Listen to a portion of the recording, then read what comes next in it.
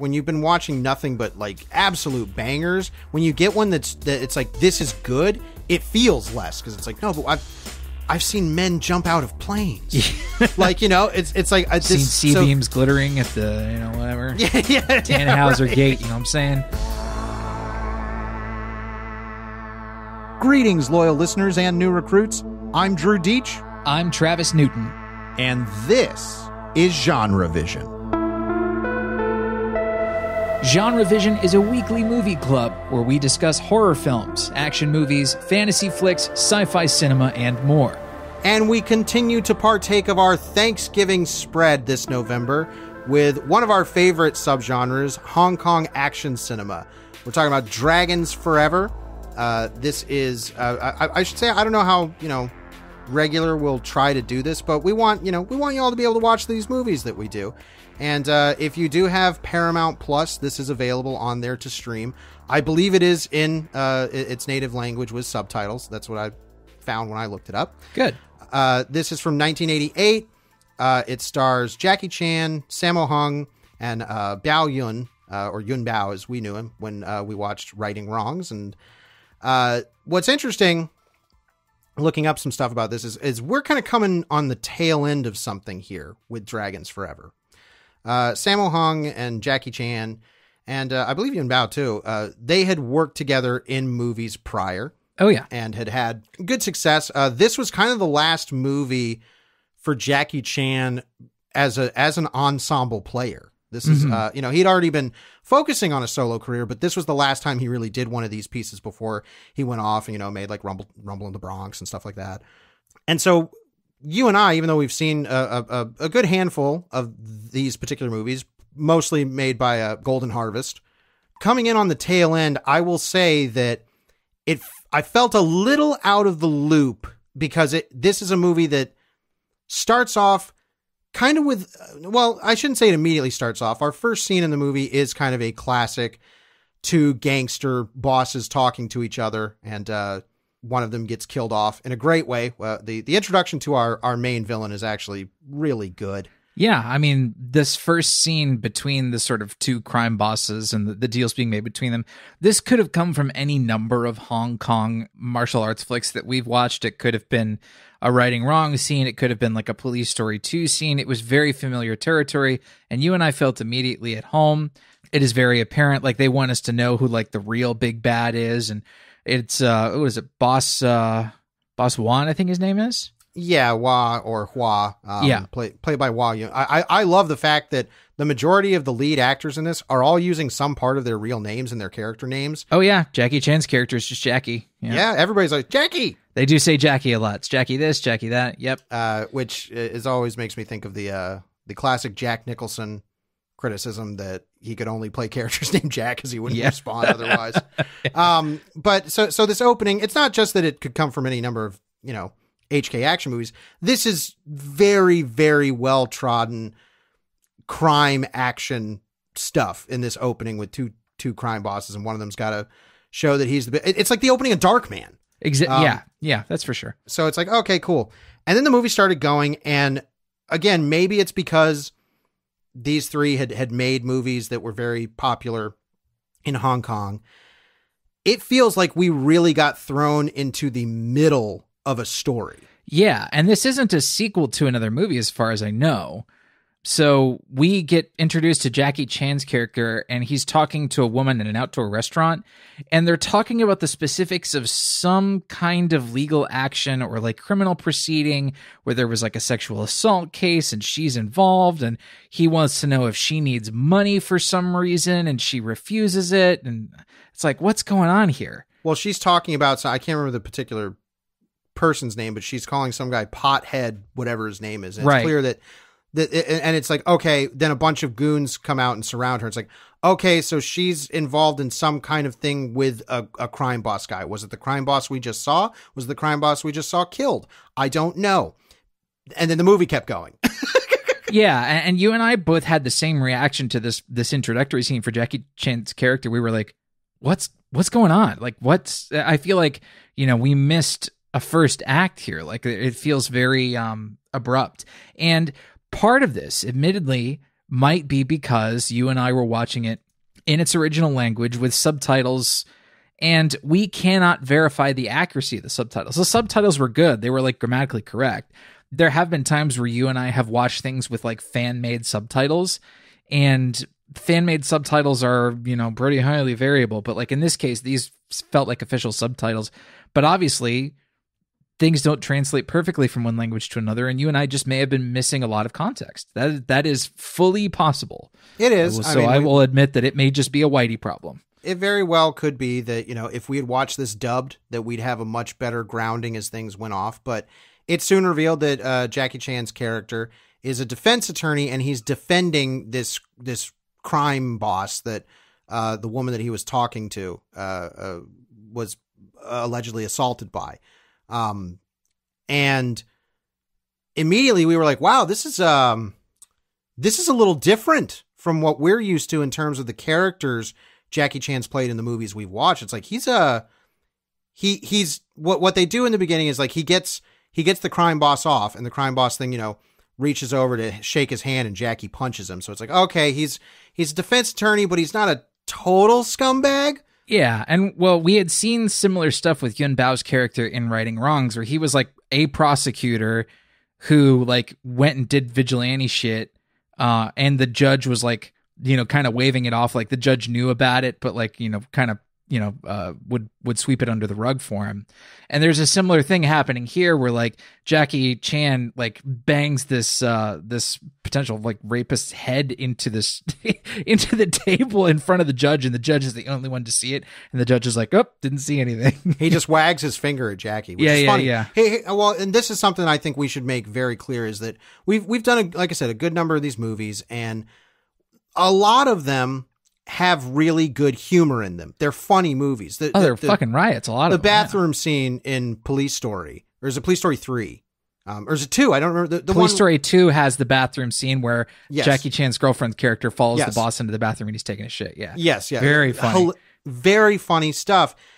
But the thing is that for the most part, the movies we've watched, I wouldn't describe them as comedies. Like they're action movies with plenty of strong comedic elements and comedy bits and moments. Jackie Chan's getting a pie in the face in the first Police Story movie. So like it's supposed to be funny, but the overall tenor of the movies have been more serious. Well, and they often have really dark and abrupt endings too, where they leave you on like a really haunting, like, oh my God. Well, or that the criminal elements or certain parts of the plot that they deal with are dealt with very seriously. Like, they are not making fun of whatever particular antagonist or, crisis or dilemma or whatever's going on in the story. Dragons Forever is probably the most comedic of these Hong Kong action movies that we've watched. And it's quite funny. There's quite a lot that we laughed at in this intentionally. Like it was stuff that was made to be funny. But it also kind of changes the mood of the whole movie. Yeah. So I think if we look at directorial credits for this one, directorial credit works a little bit differently in the past Hong Kong system than it does over here today. But it's credited to Corey Yuen, who did Yes, Madam and Righting Wrongs. And then it's also directed by Sammo Hung.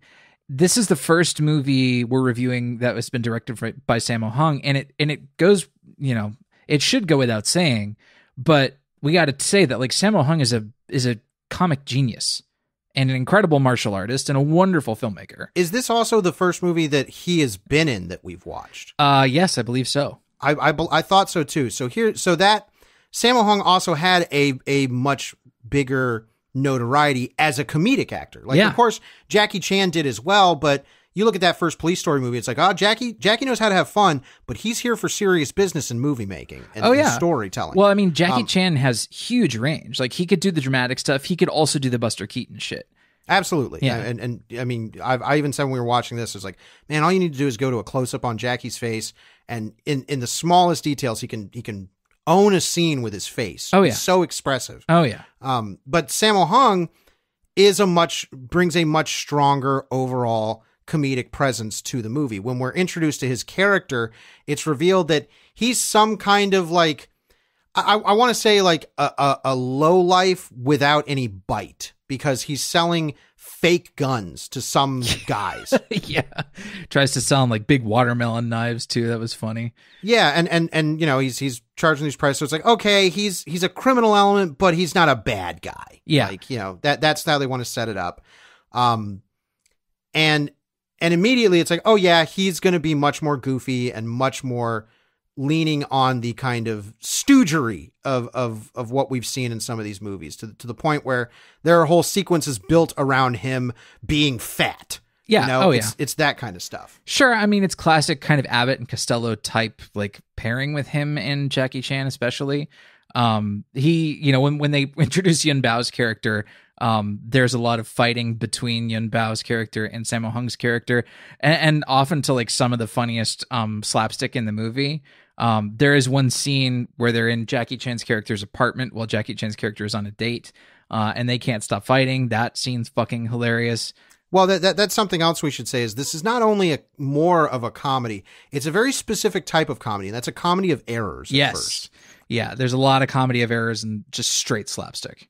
Yes, and so comedy of errors is something I always like teeter with, because it, you know, the premise is all built upon like people aren't communicating. They're not saying like the right thing to stop something bad happening because there was a miscommunication or a misunderstanding. Mm-hmm. And that's certainly a big chunk at the beginning of this movie.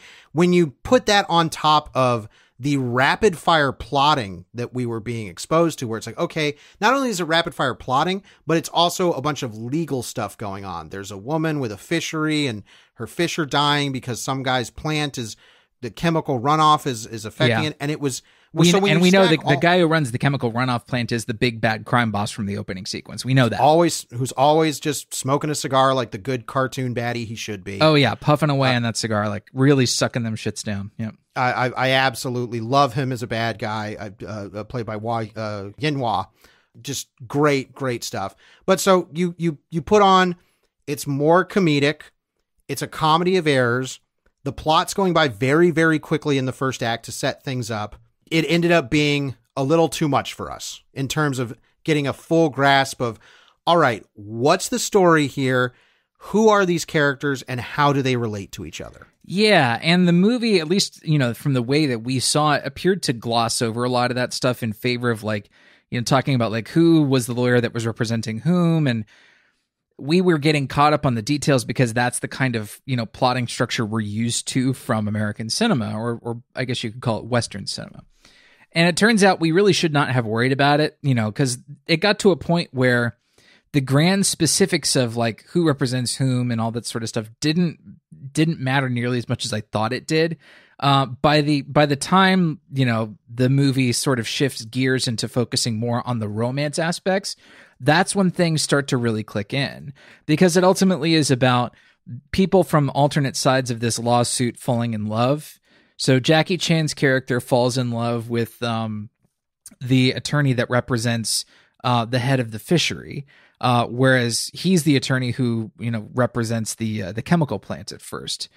There starts to get some involvement in getting some information in some legal gray areas with spying on the other party and, you know, placing bugs in the apartment. You know, Jackie Chan's character knows these unsavory characters played by Sammo Hung and Yuen Bao. And their sequences, like when they're trying to first sort of like, you know, fuck around with the other side or, you know, mess with the fishery lady and find out information on her, that's when the comedy of errors stuff is really in full swing. There are also some just like straight incredible visual gags. Like one of the hardest laughs I had in the movie was when Jackie Chan breaks into Yuen Bao's place and the lights are off. Tell them what happens to get the lights turned on. Yeah, well, first of all, we haven't properly introduced Yuen Bao's character. He is, from what I can tell, an older associate, maybe a childhood friend or something of Jackie's. Could be. And we're introduced to him in this apartment, and they're fighting at first. Yeah. And because Yuen Bao thinks he doesn't know it's Jackie, and Jackie keeps going, it's me, it's Jackie. And a moment I love in that is that Jackie is standing with a refrigerator to his left, and there's a ledge right in front of him, and Yuen Bao falls over the ledge, and Jackie knocks the refrigerator door open to create light so he can show his face, and there's this great cut to their this two shot of them on either side of the frame with Yuen Bao looking over the fridge. I loved it. It's like Wait Until Dark with the fridge thing. Yeah. So he says like, it's me, Jackie. And then Yuen Bao, who ends up being this really fascinating oddball of a character, goes over and is like, why didn't you just turn on the light? And it's all dark, and he reaches on the wall and the lights are on, and there is a gigantic, like it's from the set of Toys switch. It's like 1.5 by 1.5 light switch. It is huge. And it's so big that it doesn't actually read as a light switch when you see it in the background of the frame. No. But the Yuen Bao reaches over and clicks it, and it's a huge laugh. So funny. Yeah, I mean, but Yuen Bao is like this weird, he's like always spouting, like he has these tubes of water with fish that, so the fish all like spun around his apartment. And then I can't remember the other animals he keeps, but he's a bunch of birds. Birds, that's what it is. And he's like, the fish represent capitalism and the birds represent communism. And it's very clear that this guy is a wacko. Oh yeah. Like he's very, he has an incredible conviction about his beliefs, and he spouts his beliefs at any chance he can, and he does not censor himself. But like, he's a bit of a crackpot. Oh yeah, like, as a character. It's not like the movie is making an aside here to like talk about like, it's not really making any overt political commentary. It really, what is it saying is like, this character's a bit of a dipshit. In much the same way that they talk about. I don't want to take that particular read because I don't know. Like, and well, they're doing similar things with Sammo Hung's character as well.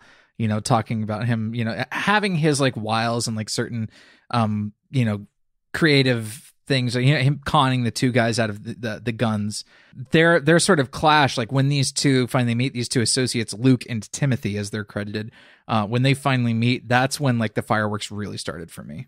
Yeah. The thing is that, to your point about you should have just waited it out and things, quote, don't really matter. In a sense, you're right, because like Sammo Hung being a fake arms weapons dealer has nothing to do with the movie. Nothing later. at all. Like, no, it's completely, it's the same thing with Yuen Bao being, it's like, what does it matter that he's this weird eccentric and stuff? It's just, he's kooky and he's being fun. And yes. That really eventually is what it boils down to when the movie kind of gets towards that halfway point where it's like, okay, well now, Jackie is falling in love with, Nancy Lee, as she's credited, played by Pauline Young, who I think she's the sister of Miss Yip or Miss Ip. She's the attorney. Whether or not they're related, yeah. I don't know, but she's the attorney that's representing Miss Yip. Yeah, she's the attorney, but because she's over at Miss Yip's house, and that's when they're talking about like, oh, you haven't, gotten a man, like, and all this stuff. And they say something about like she's her sister or her niece or something. They're related somehow, is what I remember. I want to say, I'm sorry if I mispronounced this, but Deanne Yip as Miss Yip in this might be my secret favorite person in the movie. Deanie Yip. Yes, Deanie Yip. She's the person who owns the fishery, and she's very, she's convinced it's like there's something bad going on over there. Why would all these chemicals being run off? They have to be making drugs. And Sammo Hung moves into the apartment next door to her under the cover of just being a new neighbor when he's really there to spy on her. But then he ends up actually falling in love with her. Mm-hmm. I really liked their romance. I liked that they were kind of older characters. I liked that they even acknowledged that they're not like bombshell people. Like Sammo Hung talks about the real scar that's on his lip. He's like, oh, that just means it's part of my nose. Well, he's insecure about his weight as well, because he overhears her talking about like, oh, I could never, there's all sorts of things with a man that I could forgive, but I could never fall in love with a man who has like a gut. And, and you see him like get self-conscious and like try to suck in his gut a little bit. Yeah, it's great. I mean, his character is very, very likable. And actually, I would say most of the characters are quite likable and fun in the film. The only one who remains a bit of a wild card is Yuen Bao's character, because you see like he has the potential to shift allegiances. Like he's not involved in any of the romances. Well, because he's in contrast to Jackie and Luke, Sammo Hung's character. Yuen Bao is very vocal about justice and like, being on the right side of things. Sure. And it should be said that the version that we watched is the Chinese theatrical cut. There is an extended cut that apparently has more Yuen Bao's character in it. and kind of gets more into maybe some stuff that was going on with him. But it seems like he might have had a little bit cut out after a certain point in the movie. But the movie for the most part does kind of just kind of moves along on kind of a, I don't know if this descriptor will be offensive. I don't think it is by the way I'm saying it, but I'm going to say it anyways. I think this is a very twinkly movie. It's lighter in tone. And the way that it constructed itself initially with these sort of like intricacies of like who's who in the structure of the crime stuff, it turns out like a lot of that stuff I just didn't have to worry about. It's not information that ended up being all that relevant by the end of the movie. So I wish I had like known that earlier on. I think I will have a lot better time actually watching this a second time because I'll know, Well, it was all just about establishing like, okay, who is this woman, Miss Hip? She has a fishery, like this, like all of that, the big overarching, what's this lawsuit about and what's going on. And again, having the characters not initially be aligned with what we know is like, oh, we want to be aligned with Miss Yip. And, we know this guy's a bad crime boss. Not having that be out front does actually, especially for these HK movies we watch where it's all been, cop heroes. Right. Yeah. It was different. And there are a couple beats in the first act where it actually makes us feel like maybe we can't sympathize with Jackie Chan's character because he's the lawyer of a perpetrator of sexual assault. We're like, well, that's really, really difficult to sympathize with him. And there are a couple lines he punches him. Yeah, so he does. But like, there are a couple other lines where it's like, oh, this guy's kind of shady, and he's now representing some crime boss, and we're not too into that. I don't think it's so much that he's shady, is that he is presented like immediately. When we see him meet with Nancy for the first time, he's immediately smitten with her, and he's immediately like trying to mac on her. Yeah, he's immediately trying to put moves. Yep. Yeah, and initially it's like, oh man, this guy's he's working for what we know is a bad guy, and he's trying to mac on the opposing counsel.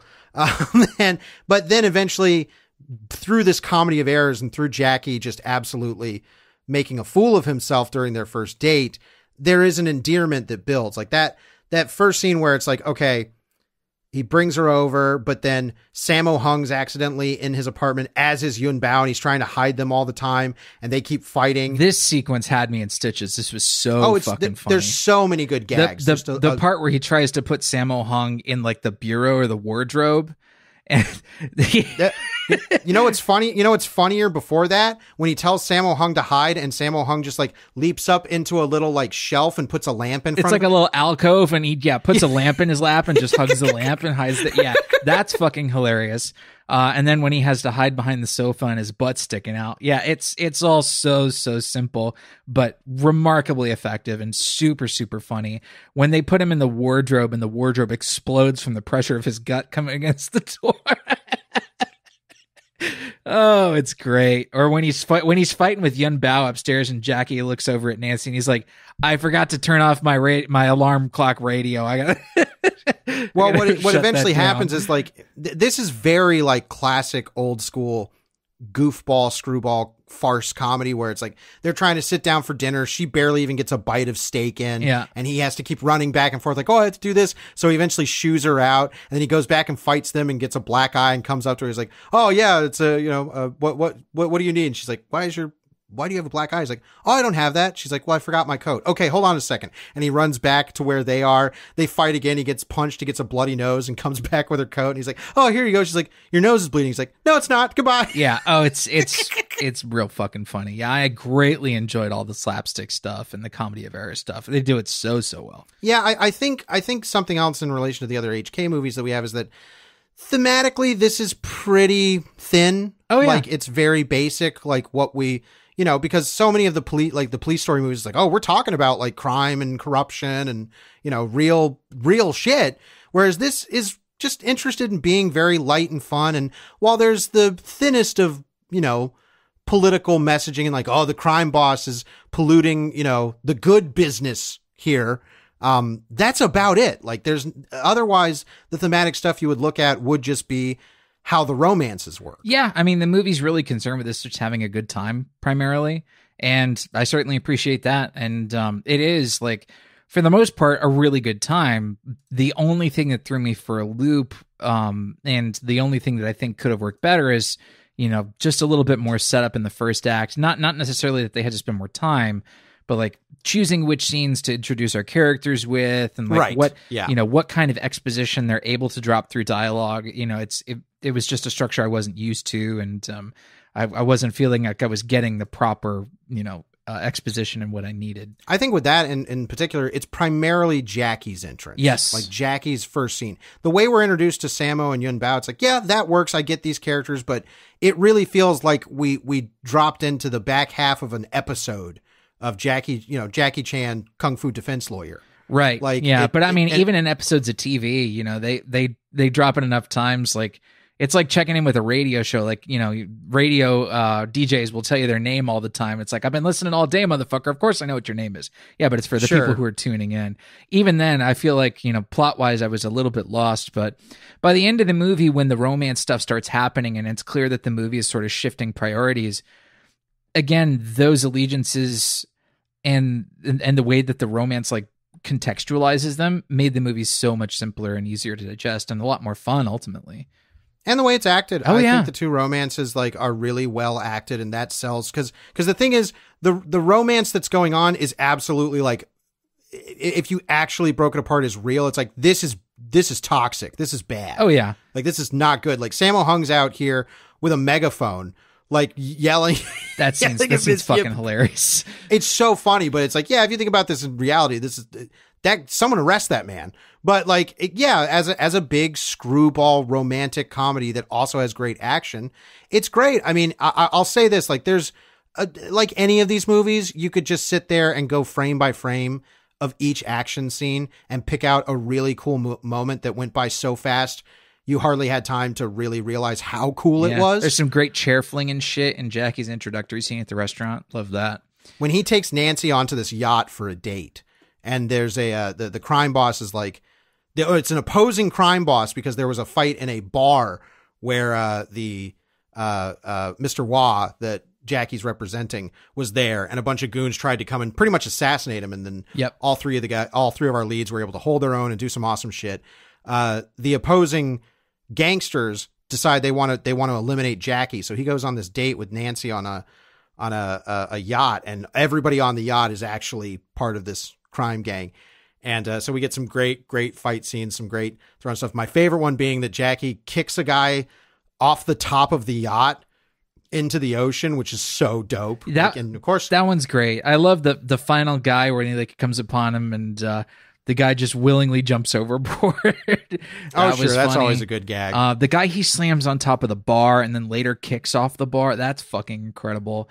One thing that Western cinema or American cinema, if I really want to, dial it in, is like the one thing it can't match is the explosiveness of the action, the explosiveness and the impact. Like when Sammo Hung's character, when we first meet him and he's trying to sell these fake guns to these assholes, when he's caught, he suddenly explodes into ass kickery, and the speed with which he does it is something we just don't see, because he's an immaculate martial artist, of course. I think that also has to do with cultural grounding in these kinds of movies. If that happens in a movie, I think a lot of people will be like, this is ridiculous. Everybody knows Kung Fu. And it's like, yes, of course. Yeah, like this is kind of like the reality that it constructs. Like in the third act, in all HK movies. Yeah, that we've well, watched. like Nancy in the third act reveals, for instance, that she's like a nunchuck master, and it's like, well, of course. Yeah, and the thing is, if you do that in a movie that's targeted at American audiences, it would just come across as, quote, unrealistic. It's like all of a sudden, like this person knows Kung Fu, and it's like, sure, that's not a bad thing for these kinds of movies to just accept as a given. It's like, it's a buy-in. It's absolutely a buy-in. Also, the forcefulness and the speed and the explosiveness of their martial arts would actually come across to the MPAA as more violent. That's one of the reasons that some movies with like, certain numbers of kicks to the head in the US get an R rating. It's probably one of the reasons that Matrix, the new Matrix movie has gotten an R rating. It's like, did they really need an R rating for Matrix? Maybe not. We'll find out. Yeah. We'll find out. I don't know. because, you know, the Matrix, get off on a tangent of that. And in terms of relating to this is I'll be interested if we see a lot less gunplay in the new Matrix and seeing more of a return to these particular types of, you know, kung fu and fighting styles that, you know, the Matrix was absolutely 100% influenced by this run of HK movies. Yeah, I'm almost going to guarantee you that we will not see Neo pick up a gun. That would I would not be surprised. No, that it would actually surprise me if he did. Yeah. But so the action is as always is great, and as great as it is, it does feel, because I think that tone there influences a lot. It feels a lot less frequent, even though it probably wasn't actually. It was probably pretty well paced out, but the comedy, it was well paced, but there weren't enough really stunning sequences. You know, by the third act of the movie, I told you, I was like, I need one more really big sequence in order for me to actually like be on the side of like really recommending this to folks. To say, and if I said this again, it bears repeating, is that we have been so spoiled. Oh God, with these HK movies, where it's like, look, after you see the ending of Police Story 3, where Jackie Chan is hanging off when, like any of these movies, it's like these sequences are so huge. And I mean, the opening of the first Police Story is like, oh my God. Yeah, I mean, we started with Hong Kong cinema with some of the best of the best. So now we're watching something that is slightly lesser, and I don't think that that's necessarily an insult. It is slightly lesser, but like it's still pretty fucking great, and you know, really offers a lot of the distinct deliciousness of Hong Kong cinema that we don't get by watching movies made in Hollywood. Yeah, so it does. Like, I totally admit that part of that is just our self-imposed bias with the movies that we've done for the show. Totally. But that doesn't take away from, these are still really well directed, well choreographed, impactful, fun action sequences. But they don't have that big, you know, like they don't have as many kind of big idea gags as a lot of stuff like the Police Story movies, until we do get to the final sequence when, of course, Sammo Hung and Yuen Biao sneak into the what seems to be a laundry facility, but when you press a button, a secret compartment opens up in one of the machines, and it's a drug making, factory. Vince Gilligan, did you see Dragons Forever and think about it when you were writing Breaking Bad? I don't know, probably not, but you still owe a debt to this. Probably, but yeah, it's the big reveal that yes, the chemical factory that has been polluting the fishery is indeed a drug manufacturing facility. What kind of drugs? Injectable drugs, and there's powder too. So it's powder, it's injectable, whatever it is. They don't actually say the name of it, I don't think. No, but it's this wonderful big set piece where there's just like a giant tub of this overrun of chemicals that looks like chum. It looks like a big red vat. Actually, it looks like the end of Blade 2, you know, where there's this like big bubbling pool of blood that yeah. And this is where we get our, you know, first we get a fight scene just with Sammo, because he's infiltrated there and taking a bunch of pictures. He's just standing there taking pictures, and then we're seeing through his, through the camera lens. And then he just keeps looking at people that are looking directly at him until it realizes everybody in the factory is looking at him. Yeah, well, he's doing this pure, like, you know, just act like you belong kind of thing, which is very funny. And he is captured. He is given some big dose of the drug by a hench that we haven't met yet. It's played by Benny Urquidez, I believe it is, wearing a whole bunch of eyeliner. This kind of character shows up in these kinds of movies, and a lot of action movies in general, where it's like, I always call them the mini boss. Yeah. It's the person that's like, yeah, they're going to be a really, really good fight because they're going to be more physical. And clearly, like, this actor knows his shit. Oh, Benny Urquidez did stunts for Roadhouse. There you go. So yeah, a very big stunt player. And so then eventually Jackie and Yuen Biao and Nancy, they all show up at the factory, and we have a big old blowout fight. And this is where it's like, with these movies, they always save the best for last. Oh man, and did they ever? I mean, this fight sequence is a fucking doozy, you know, cutting between several different pairings. I'll be frank, this was the reason we did this episode. Yeah. As I saw a clip from this end fight scene, there is a great overhead angle of Yuen Biao doing a backflip on this walkway. And then there's a moment that goes by so quick, but it's so amazing, is he leaps over the railing and then like spins back underneath the railing to kick a guy. Yeah. Like it's so cool. And Yuen Biao has my favorite martial arts moments in the movie. I mean, I really liked yeah. watching him in Righting Wrongs, but this has some like really like, oh my God moments, where he's leaping through broken glass and that kind of shit. I'm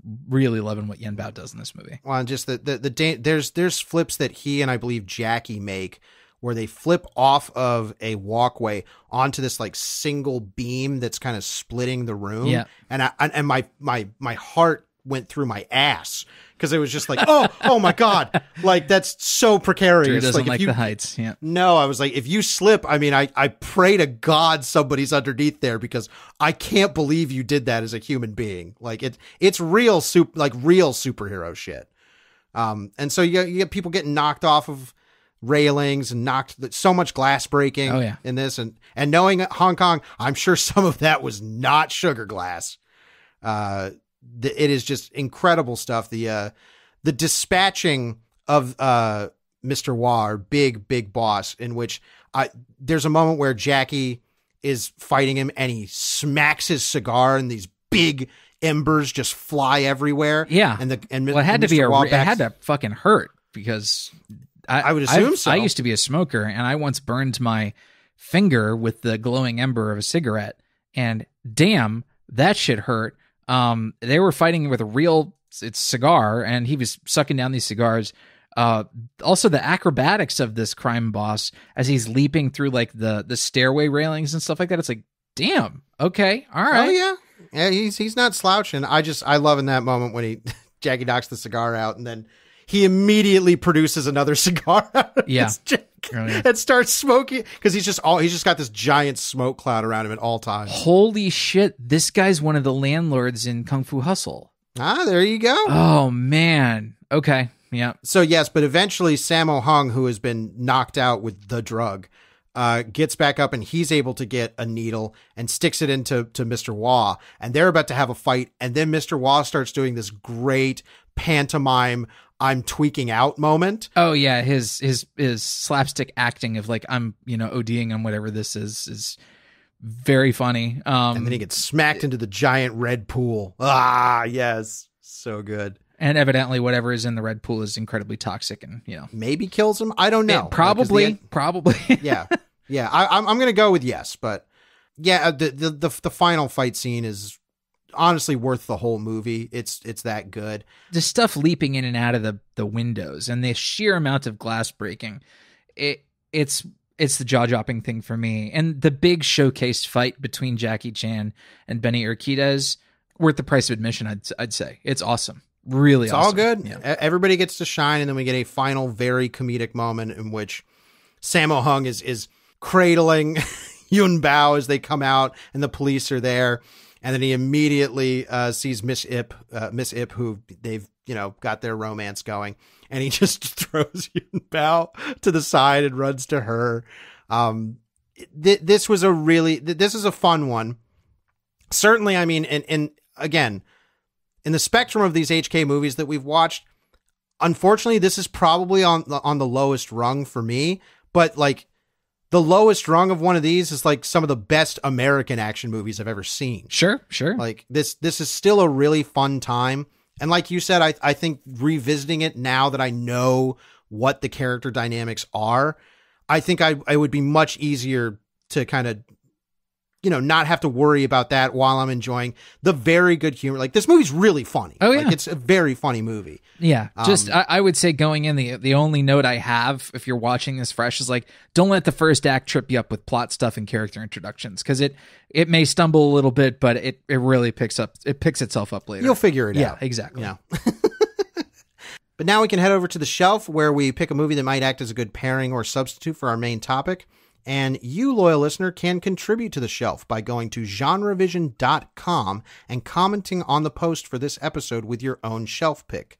The shelf is a collaborative thing that we all do and that we're all building together. And if you do leave a shelf pick, we will feature it on next week's show.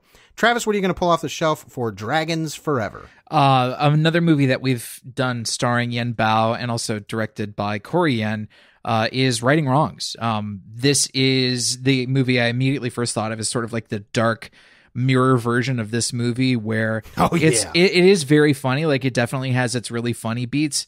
It also gets a lot wackier, but ultimately ends up like some of the darkest stuff we've covered in HK cinema so far. Like, where this goes in the third act and its twists and like who actually survives the story is like, oh my God, like really stunning. Who doesn't? There's a character death at the end of Right and Wrongs that we were both like, what? It hurt. It really hurt.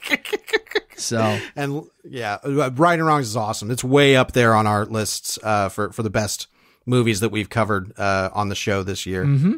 And just talking about it again, I'm like, I could sit through Right and Wrongs again pretty soon. I think we've mentioned both our shelf picks at some point during the episode. I'm going with Kung Fu Hustle. I mean, I've done an episode of it with my former co-host and friend Nick. You can go listen to that. But man, Kung Fu Hustle is just it's one of the best movies I've probably ever seen in terms of just eliciting pure joy. Like, it's such a funny movie. Like, just thinking about it right now, I'm laughing on it's probably the best live action cartoon ever made. It's got to be in the running for sure. It's way up there at least. Yeah, I mean, it's an absolute blast. It's got genuine fun emotion. It really is a landmark movie. And one that it's kind of so extreme that I actually think it will fare better with audiences than a lot of older HK stuff. Mm-hmm. Because the extremeness and the cartoonness is so out on Front Street that it's very easy for people to be like, oh, I don't, quote, have to take this seriously, which, is fine. You can enjoy the movie that way, but there is a really good emotional core to the movie. Like, it's a wonderfully heartfelt movie, while being utterly ridiculous fun. That's the shelf picks. Now we got to head over to the listener shelf picks for last week's episode on, what did we do? Roadhouse. I forgot for a second. And we really liked Roadhouse. So Eric Fuchs and JT both went with Point Break, the original. Absolutely. Great movie. JT also said Coyote Ugly might be one. I've never seen Coyote Ugly. I know nothing about it other than like a poster. Yeah, that's about all I got. I don't even know what you could be like. It's a Terminator movie, and I'd believe you because I know nothing. Mr. Milksteak had a couple picks. Banshee, the television series, another television series called Bar Rescue, and Chuck Norris movie called Silent Rage. Stephen S. Bello went with Red Dawn, the original. Moldy Wilson had The Big Boss, the Bruce Lee movie. Eric Johnson went with Tango and Cash, a very fun, stupid time. Pale Fire went with Steel Dawn, another Swayze movie where he's doing kind of a Yojimbo riff, and before Roadhouse, actually. Sunner Campbell went with Under Siege, Rambo, Tu Wong Fu, Thanks for Everything, Julie Newmar, and ladies and gentlemen, The Fabulous Stains for some, from what I'm told, Sexy Ray Winstone. That's a rock movie, I believe. It's a band movie. It's fictional. It's not like an actual, concert thing, but it's about a all-female band. And let's not forget Cthulhu Bob, who brings an anti-shelf pick of Green Room, which I guess is kind of another barroom brawl movie of a very different type, admittedly. Thank you so much, everybody. Love having the shelf picks every week. And man, I'm looking forward to some for Dragons Forever because we're always looking for some fun new HK flicks. So some quick calls to action, but stick around because when we go to Currently Consuming, we're talking about a legitimately lost film that was found and revitalized in one of the most unique ways I think I've ever seen. So I hope you'll stick around. If you love what we do here on the show, you can help us out by going to the Apple Podcast Store and leave us a rating and written review for the show. These things are as good as gold in the podcast world, and we always need more of them. If you do leave a written review, we will feature it here on the show. Even if you don't like our show. Yes, we've done that before. Our famous 2-star review that we featured on here. So, and if you really want some more GenreVision in your life, you can go to patreon.com/GenreVision and you can become a premium subscriber for just $5 a month. You'll get access to all of the, I don't even know how many, we got to be coming up on like 100 hours of bonus material at this point. If not more.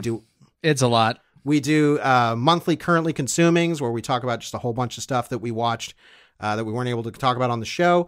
We do weekly pre-shows. This week was it was like a supersized pre-show, and you'll have to listen to find out why. So if you want some more, you'll get bonus material for all the GenreVision network of shows and some special stuff we do every now and then on Patreon as well, like pitching certain ideas, things like that. And that's all at patreon.com/GenreVision. Let's do some currently consuming. Num, num, num, num, num. And Travis and I are talking about a real gem of a movie in terms of its story. We should first say that we were actually given press access to this movie by Ted Gagan, who is first off a wonderful human being and great PR and also a good filmmaker. And he also Final one of Exam Trivia. Oh yeah, big great host of Final Exam Trivia, which you and I participated in for many weeks. So it was nice to hear from Ted, number one, but also it was nice of him to send this over to us. He wanted to talk about it a little bit because we thought it would be a good fit for GenreVision, and turns out what an interesting fit this was, because I think I had seen this trailer listed on Vinegar Syndrome's YouTube page a few months ago, and I was like, Drew, we are going to need to watch this. New York Ninja was this project that had been started in the 80s by a filmmaker, I believe a Chinese guy. Yeah, John Liu. Yep. And it was never completed. It was made without sync sound. So basically there was a whole lot of footage with no usable sound on it. And there was a script, and some folks at Vinegar Syndrome decided, well, there is a way to bring this thing back to life and completely revitalize it and actually make it work as a full feature. And that's exactly what they did. This New York Ninja is a legit lost film. It was, never completed in terms of a final cut or anything, but enough footage was made for a feature film. And what Vinegar Syndrome decided to do was, since it was not recorded with sync sound, is they put the movie together and they got a whole bunch of very notable kind of genre actors like Linnea Quigley and Michael Berryman to do the voices of the characters. And New York Ninja is the kind of movie that nowadays, or maybe a little bit more in the last decade, where there were all these kind of parodies of what 80s action movies were, stuff like Kung Fury, things like that. This is actually a movie from that era that is way more like if you showed this to someone, they would be like, is this a parody of 80s ninja movies? It's like, no, this is the real thing. And it's such a joyously cartoonish movie. John Liu plays this. He's like the sound recordist for a local New York news station, and his fiance is killed in the very beginning of the movie, and he decides to become a ninja vigilante in New York. Yeah, this is one of those movies that the premise on it is basically dependent on the whole idea that, like, okay, New York in the 80s was a shithole. Oh, sure. I mean, there's opening text, which, I'm sure was added by Vinegar Syndrome about, like, gangs run the streets and, lawlessness is the law of the land and stuff like that. Sure, yeah. And the city needs a hero. This is a superhero movie in the mold of like 80s arcade beat 'em up games like Final Fight or something. It also seems like in some ways, kind of like a proto Teenage Mutant Ninja Turtles in a way. A little bit. I mean, the turtles weren't throwing shurikens into ridiculously costumed bad guys left and right, which is great. No, they weren't. The costumes on the bad guys, all the punks. That's why I say I make the arcade beat 'em up thing is like, it feels that cartoonish. Like you're waiting for somebody to smack a trash can and a big ham to just come out of it and then eat it. Yeah, like, an apple falls on the ground and then somebody leaves alone and starts blinking. Yeah, no, yeah. It's that kind of vibe. And here's the thing, like, you and I have watched like meticulously reconstructed lost films before. Like last year I watched Grizzly 2, which was made from like, most of the footage they were able to find, but like I'm used to these kinds of recovered films looking like shit because they weren't completed in terms of production. Like that was the problem with Grizzly 2 is they had to patch a whole bunch over with like stock footage basically. And right. So the movie didn't really come together. It was basically like, well, here's our best attempt at, what we have. And Grizzly 2 still has like an incredible ending, and it is notable for having the opening fodder characters be George Clooney and Laura Dern and Charlie Sheen. But this is a This is a whole movie. Like, New York Ninja feels complete from start to finish. Oh yeah, absolutely. I mean, you can tell some of the seams in terms of like, okay, well, this is how they had to write the ending, or there's a time jump, so we need to put, some radio dialogue on the soundtrack to explain that there's been a time jump and this kind of stuff. But it's a movie, like it's a total experience and a really, really fun one. They got Don the Dragon Wilson to play John Liu, to dub his voice. This was, it seems the main creative person behind this as a project is Curtis Spieler, who's credited with writing new dialogue, directing it, editing it, redirecting it. Yes, redirecting it, we should say. It's so much fun. I mean, you look at the voices alone are fun enough. Like I said, Linnea Quigley, Michael Berryman, Cynthia Rothrock, who we're big fans of, Don the Dragon Wilson. And what's great, I'll be honest, and Ted, if you hear this, trust me, I'm going to a good place here. I thought that this was going to come off as something of like a self-aware, ironic parody, that they were going to really up the silliness of this in terms of like, oh yeah, we know this is a goof, so let's have fun with it. And that's because I'd seen things like Kung Fury and those kinds of parodies. This is wonderfully earnest, and that earnestness comes with the inherent goofiness of the stuff in the movie. Oh yeah. You and I were like finding what we like about these kinds of like 80s ninja movies. Like when we did Ninja 3: The Domination, it was like, oh man, this is so much fun. We love this so much. Which has a cameo in this. And then, I was about to say, like, there's a point where John Liu's character walks past a marquee, a hand-painted marquee for Ninja 3: The Domination in the street, and I was like, well, fuck me, this is so good. Also, the villain in this movie, awesome. It's like an Alan Moore Swamp Thing character. It is so nuts. He's known as the Plutonium Killer, and he's this like guy that's addicted to irradiating himself and can like make masks of people. It's so wild. I love that so much of the movie is clearly what we call stolen footage, in which they were not having permits. They were just shooting on the street. No, it was so much of it is kind of like verite, where they were taking advantage of totally guerrilla, taking advantage of existing events and stuff like that, where they knew there would be lots of people on the street. It's like, well, we don't want to pay for a whole bunch of extras, so let's go shoot where there are a whole bunch of people and do our scenes there and be a little surreptitious about it. Yeah, it works completely. It was like a big Halloween thing. Yeah, that Yeah. works beautifully. I loved that. Yeah, I totally love the scrappy, we'll do it however we can style to it. I love that the movie brands itself, the New York Ninja, like puts New York Ninja on his throwing stars and hands out buttons, and there's shirts being made. The movie has like merchandising on its mind already. It seems very clear, and like the beautiful sincerity of it is like, it seems very clear that John Liu wanted this to be some kind of like success and for it to catch on. Oh yeah, it was a big thing for him. Yeah, and to have it sort of come together this beautifully, and for like the footage to be in such great condition all these years later, and Vinegar Syndrome putting all the work in that they did to make sure that the 35mm stuff looks good. Like, bravo. I'm really happy to have seen this. It was beautiful. Yeah, I mean, Vinegar Syndrome is doing amazing work all across the board in terms of, restoration and finding these kinds of movies and protecting them and preserving them. And this one's such a special story because this is a movie that in some ways should not exist. Yeah, exactly. That's is that the fact that there was enough of it to make a movie out of, and like you're saying, to make a full movie out of. It's a complete story from beginning to end. It's the kind of miracle that only comes around once in a blue moon. So thank you to Vinegar Syndrome, and thank you so much to New York Ninja for being an absolute blast of time. New York Ninja, it's better than Samurai Cop. Yeah, we did have that discussion. It is better than Samurai Cop.